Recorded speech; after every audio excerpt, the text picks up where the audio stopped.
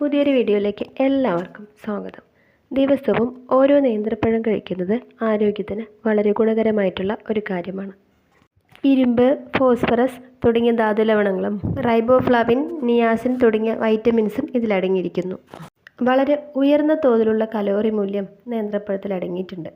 ഏതാണ്ട് 200-ൽ കൂടുതൽ കലോറി മൂല്യം ശരീരത്തിന് നൽകാൻ ഒരു സാമാന്യ വലിപ്പമുള്ള നേന്ത്രപ്പഴത്തിന് സാധിക്കും. ദിവസവും നേന്ത്രപ്പഴത്തിനൊപ്പം ചൂട് പാലുകൂടെ കഴിക്കുന്നത് ശരീരത്തിന് വളരെ ഗുണകരമായിട്ടുള്ള ഒരു കാര്യമാണ്. എന്നാൽ അമിതവണ്ണമുള്ളവർ ഇത് ഒഴിവാക്കേണ്ടതുമാണ്.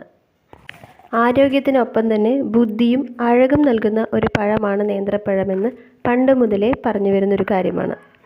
കണ്ണിന് താഴെ വരുന്ന കറുപ്പ് നിറം മാറാൻ നേന്ത്രപ്പഴം നല്ലൊരു സഹായിയാണ്. പാലും ഒരൽപ്പം നേന്ത്രപ്പഴവും അരച്ച് കണ്ണിന് ചുറ്റും തേക്കുകയാണെങ്കിൽ കറുപ്പ് നിറം മാറിക്കിട്ടും.